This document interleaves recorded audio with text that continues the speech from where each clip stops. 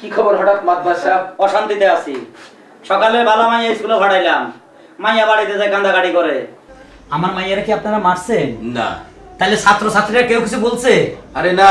তাইলে আমার মাইয়া বাড়িতে যায় কাঁদে কেন? আপনি একটু ধৈর্য ধরেন। কিসের ধৈর্য ধরবো? স্কুল কে চালায়? আপনি চালান। এই স্কুলে মাসে মাসে 10-20 হাজার কে দেয়? আপনি দেন। এই স্কুলে গত বছর একটা গরু খাওয়াইছে, কে খাওয়াইছে? আপনি তো স্কুলটা তো আমি টিকে রাখছি। সেটা সব ঠিক আছে। তাহলে আমার মাইয়া কাঁদবে কেন?